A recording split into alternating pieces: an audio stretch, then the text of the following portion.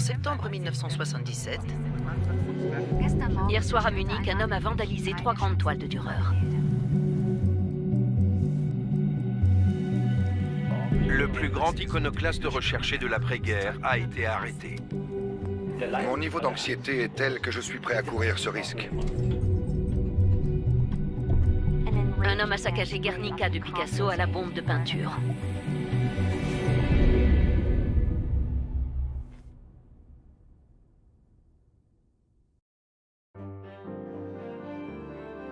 Dans le parc bucolique situé devant le musée, j'ai glissé la fiole contenant l'acide sulfurique dans une des longues chaussettes que je portais, pensant qu'il était possible que j'éveille les soupçons et qu'on me demande de vider mes poches.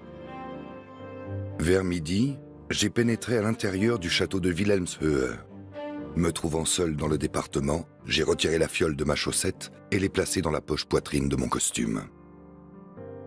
Soudain, j'ai vu un gardien du musée assez âgé, accompagné d'un autre plus jeune, monter les escaliers à toute allure, tandis que le plus âgé me pointait du doigt. Mais j'étais bien habillé, et en regardant les deux hommes, j'ai pris un air indifférent. Ils n'ont plus fait attention à moi.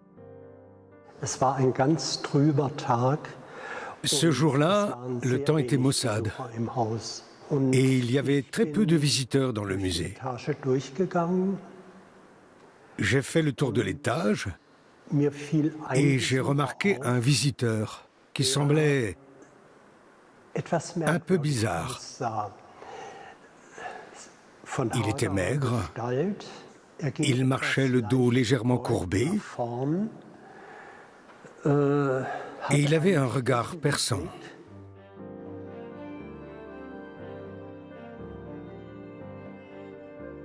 Le 7 octobre 1977, au musée du château de Cassel, l'une des plus mystérieuses séries d'attaques contre des œuvres d'art atteint son paroxysme avant de connaître une période d'accalmie temporaire. Alors que je me dirigeais lentement vers la salle des Rembrandt, une femme a dit à son compagnon « Imagine que celui qui balance de l'acide soit là. Ces chefs-d'œuvre ne sont même pas sous verre. » Puis tout est allé très vite. J'ai ouvert le bouchon de la fiole et j'ai aspergé 4 œuvres d'acide sulfurique, dont le grand tableau de la bénédiction de Jacob, faisant disparaître instantanément une partie de la tête de Jacob. J'ai rejoint discrètement les escaliers et les ai descendus à toute vitesse. M'avait-on vu? J'étais nerveux, je commençais à avoir chaud. Je suis passé devant la loge du gardien à pas feutrés et j'ai quitté le musée. Sans me retourner, je me suis dirigé lentement mais d'un pas décidé vers l'arrêt du tramway. J'ai essuyé la fiole d'acide avec un mouchoir, puis je l'ai jetée dans un buisson à une centaine de mètres du musée. Soudain, la sirène du château s'est mise à hurler. Avait-on découvert mes attaques à l'acide? Avais-je provoqué ce vacarme?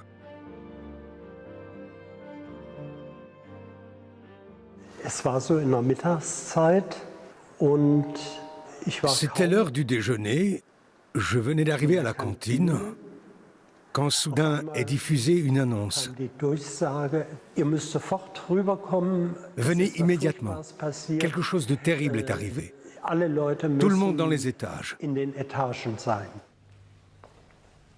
L'auteur inconnu de cette attaque s'en est pris à 4 tableaux, parmi lesquels le chef-d'œuvre de Rembrandt, La bénédiction de Jacob, estimé alors à environ 100 millions de marks.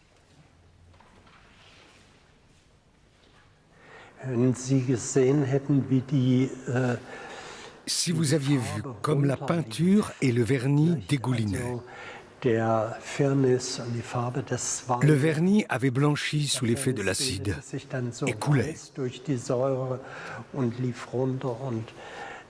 C'était vraiment épouvantable. C'était à pleurer. Comment avait-on pu détruire une telle merveille?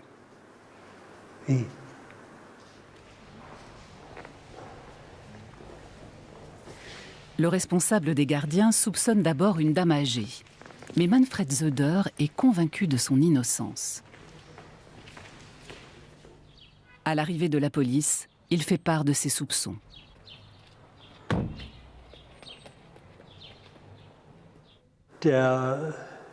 L'agent de police m'a demandé « Si vous l'avez vu, pourriez-vous nous le décrire ?» J'ai répondu que je pouvais esquisser son portrait. Et c'est ce que j'ai fait. Puis il l'a emporté. Ce portrait robot permettra d'arrêter celui que la presse à scandale surnommera l'attaquant fou à l'acide. Il avait séjourné la veille à l'hôtel Schweizerhof, situé à seulement 500 mètres en contrebas du musée. L'homme s'était enregistré sous son vrai nom, ce qui lui sera fatal. Le chef de réception se souvient de ce client discret et en informe la police. Le lendemain, Hans-Joachim Bohlmann est arrêté à son domicile à Hambourg. Ses actes suscitent l'incompréhension générale.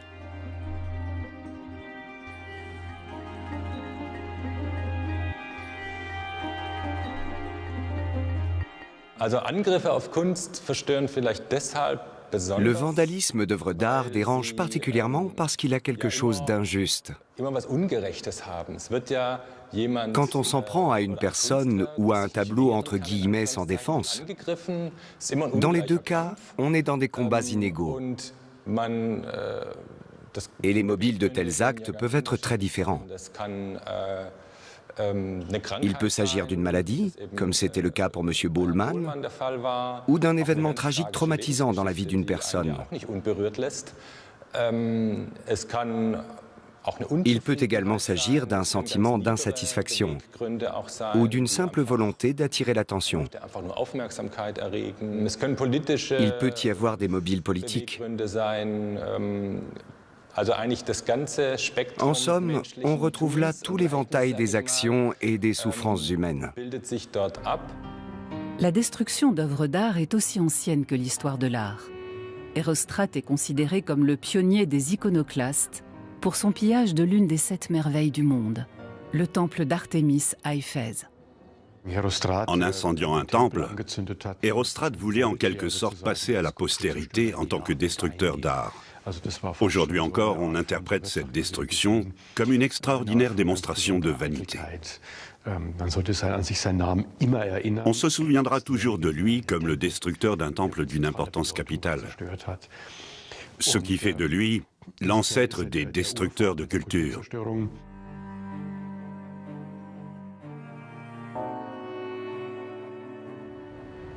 De tout temps, la destruction d'œuvres d'art a accompagné et tourmenté l'homme. L'art considéré comme patrimoine de l'humanité.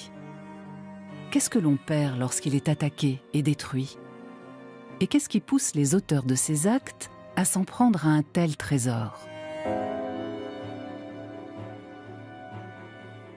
Un mystère sur lequel l'autrice Anne Bessette s'est longuement penchée. Donc, en tant que sociologue qui travaille sur la réception des œuvres d'art, j'avais envisagé de m'intéresser au vol d'œuvres d'art et j'en suis arrivée un petit peu par ce prisme-là au vandalisme, puisque ces questions sur le vol m'ont amenée à réaliser que les limites étaient très vite arrivées des enjeux du vol, puisqu'il y avait l'intérêt économique derrière ces actions-là.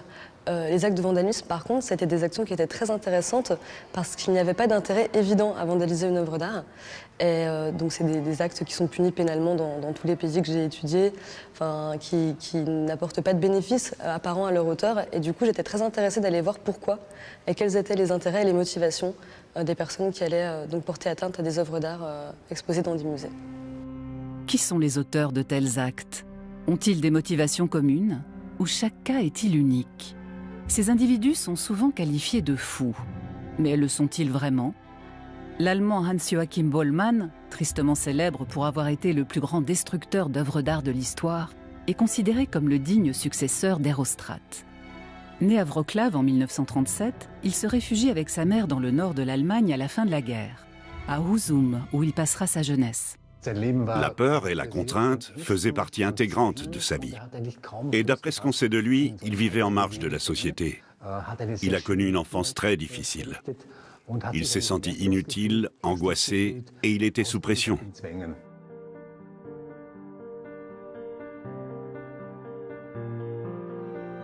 En 1974, à l'âge de 37 ans, il prend une décision radicale. Bohlmann, qui n'avait jusqu'à présent aucun antécédent judiciaire, subit une opération du cerveau censée le libérer de ses souffrances psychiques.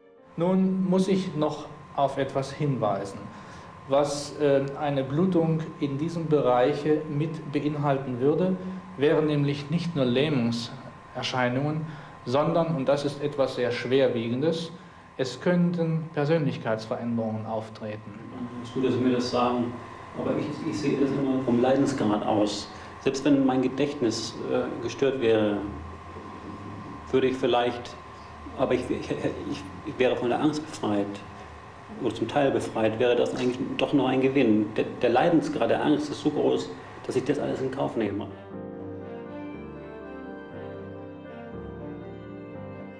La stéréotaxie est une opération visant à brûler la région du cerveau liée aux troubles anxieux et aux sensations d'oppression. L'intervention sera filmée par une équipe de télévision pour un magazine de santé.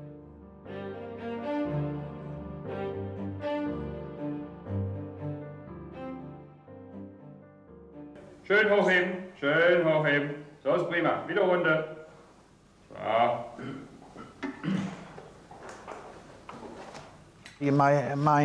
Il pensait que cette opération pourrait le débarrasser de toute cette espèce de pression. Mais au final, il n'y a pas eu d'amélioration. Et beaucoup s'opposaient à une telle intervention. Il s'est retrouvé avec 2 trous ici et portait la plupart du temps un postiche. Ça n'avait pas servi à grand-chose. Mais il s'est laissé opérer, pensant que ça le soulagerait de cette sensation d'oppression.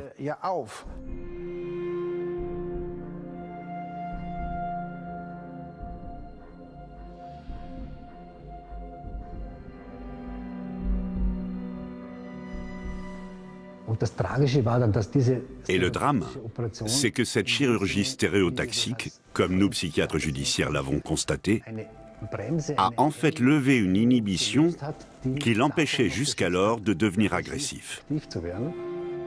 3 ans après son opération, un nouveau coup du sort frappe Bollmann.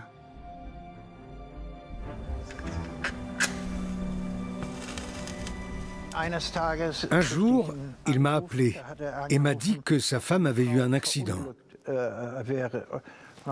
Je lui ai demandé ce qu'il s'était passé. Il m'a répondu qu'elle était en train de nettoyer les vitres et qu'en discutant avec les voisins de droite ou de gauche, elle s'était trop penchée et était tombée, atterrissant sur la rampe en fer des escaliers qui menaient vers la cave et qu'elle était à l'hôpital. Nous nous y sommes rendus. Elle était dans une chambre individuelle, sous intubation. J'ai eu beaucoup de peine pour mon frère. C'était très très dur pour lui. Et un journal avait écrit qu'il l'avait lui-même balancé par la fenêtre, ce qui l'a évidemment affecté. Il avait dit à plusieurs reprises qu'il n'aurait jamais fait de mal à qui que ce soit. Le décès de sa femme fait perdre à Bollmann son dernier ancrage dans la société. Le même mois que le décès accidentel de sa femme, il s'est lancé dans cette série d'actes de vandalisme pour se venger de ce que la vie lui avait infligé, de la façon dont il avait été traité. Quelques jours plus tard, je me suis rendu dans une droguerie et j'ai demandé un quart de litre d'acide sulfurique, qu'on m'a procuré sans problème. Avec ma fiole d'acide sulfurique dans la poche poitrine de mon costume, je me suis rendu au musée d'art situé près de la gare et j'ai laissé mon manteau au vestiaire. Dans certains recoins à l'abri des regards, j'ai effleuré les toiles de quelques tableaux pour voir si une alarme se déclencherait et attirerait l'attention du personnel du musée. Comme rien ne se passait, j'ai pris confiance petit à petit.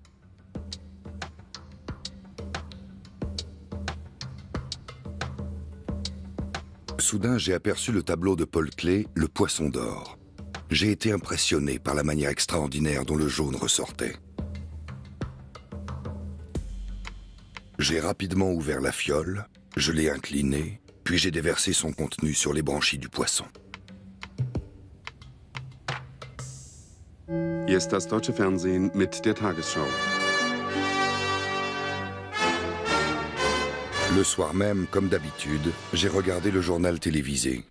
Le dernier sujet concernait le tableau Le Poisson d'or à la Kunsthalle de Hambourg, qui avait été gravement endommagé dans l'après-midi après une attaque à l'acide. C'est là que je me suis senti comme un renard traqué par des chasseurs. L'écho médiatique de cette affaire n'a fait qu'alimenter sa motivation, son désir de nuire à la société. Sa souffrance devenait insupportable. Et lorsqu'il a vu que son acte avait été relayé à la télévision et dans les journaux, il s'est senti pousser des ailes. C'était quelque chose d'important pour lui qui vivait en marge de la société. Bien avant Bollmann, Hérostrate, lui aussi, cherchait déjà à attirer l'attention. Quand on pense à la destruction des œuvres d'art dans les musées, et notamment aujourd'hui, les médias font complètement partie du processus, en fait, de la manière même dont les personnes vont penser leurs actes. On l'a vu avec les actions qui ont eu lieu l'année dernière d'activisme écologiste dans les musées, que les actions étaient pensées pour être relayées par les médias. Donc, en réalité, sans médias pour les relayer, ces actions n'auraient pas lieu. Donc, le rôle des médias est immense dans la conception de ces actions. Cela étant dit, aujourd'hui, même si les médias décidaient de ne pas couvrir un acte, les réseaux sociaux, enfin les personnes pourraient le publiciser aussi sur les réseaux sociaux. Donc en tout cas, l'idée de faire du bruit et notamment d'obtenir une couverture médiatique est à l'origine d'une grande partie des actes de vandalisme qui ont lieu dans des musées. En 1974, au Musée d'Art moderne de New York, un homme s'est livré au même jeu médiatique en taguant un message crypté sur le chef-d'œuvre de Picasso, Guernica. We heard a hissing sound, and we turned around, and we saw this man, and he was half through what he was writing. He wrote, kill, lies, all. L'auteur de cet acte se nomme Tony Shafrazi, un Iranien vivant à New York qui évolue dans la mouvance d'Andy Warhol et qui désire percer en tant qu'artiste. Avant d'agir, il avait informé la presse depuis une cabine téléphonique située dans le musée. He said, I'm an artist, and he said, this is my name. He spelled it out, whatever it was, and like he really wanted everybody to know that he was the one, he's proud of what he did. Avec cette attaque, Shafrazi, qui deviendra plus tard l'un des marchands d'art les plus célèbres des États-Unis, souhaitait envoyer un message contre la guerre du Vietnam et l'immobilisme du monde de la culture. Why did you mark up that painting like that? To tell the truth. To tell the truth? Yes. What does that mean? That means you have to kill all the myths of art, to tell the truth. Lors de son attaque à la bombe de peinture, Shafrazi n'a endommagé que la couche de vernis protecteur recouvrant le tableau. Les lettres s'effacent facilement. Les dégâts sont limités, mais les répercussions seront retentissantes.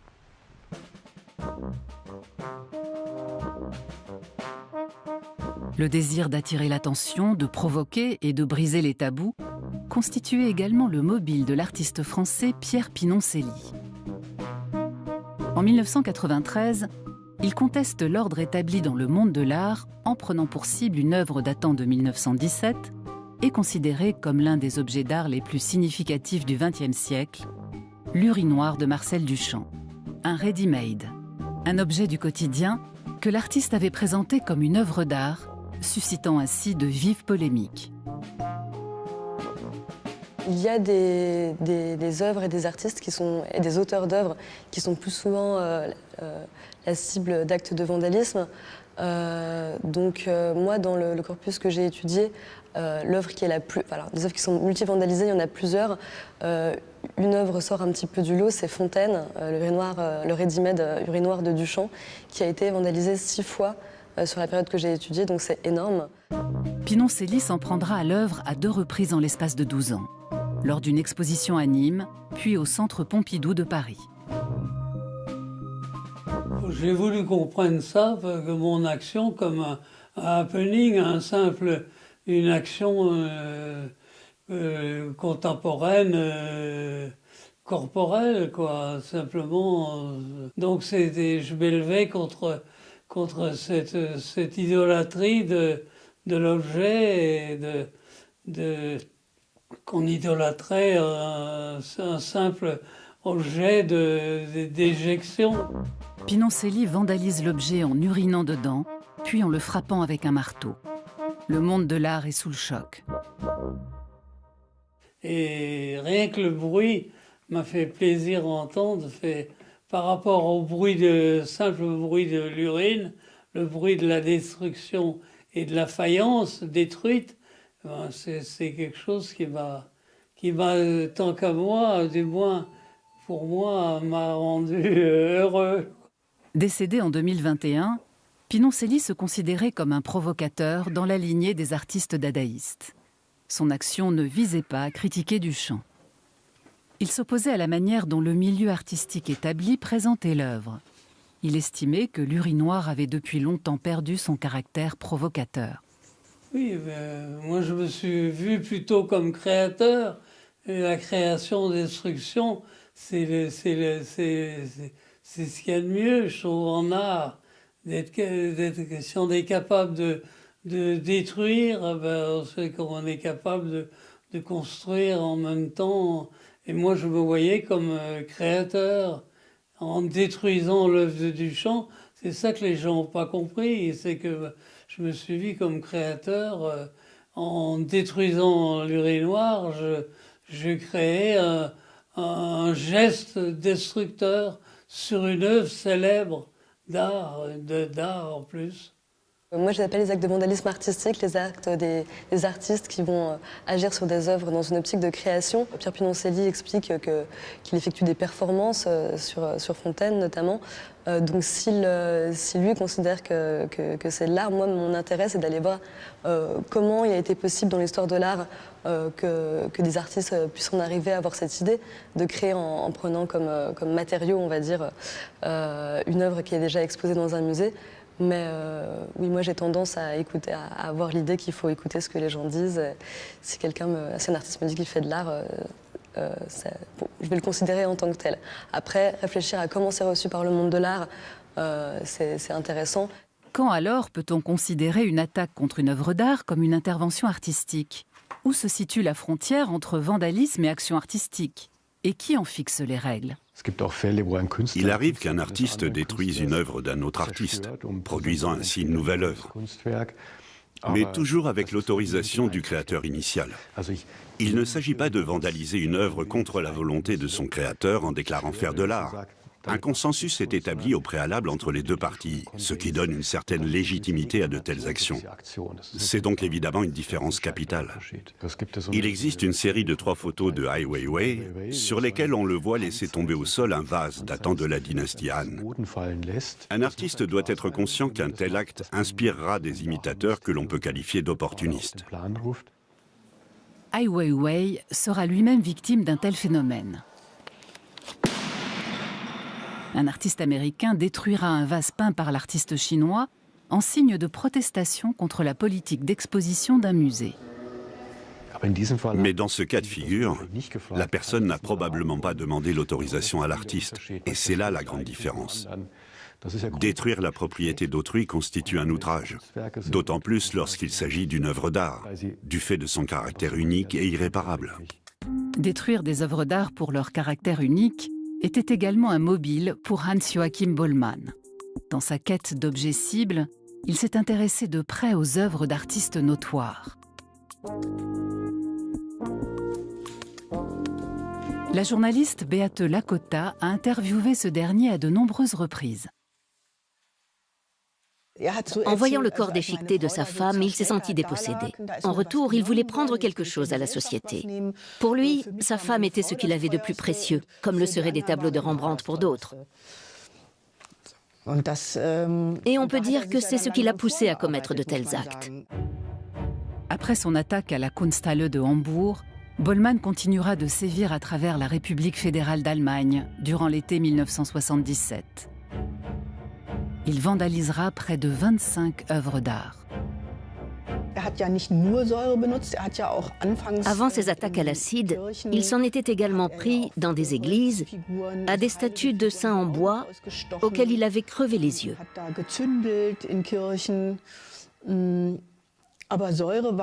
Avec une petite fiole d'acide dans la poche de costume, il pouvait passer n'importe quel détecteur de métaux. C'était avantageux pour lui, car c'était facile à transporter. C'était simple de s'en procurer. Et puis c'était très discret.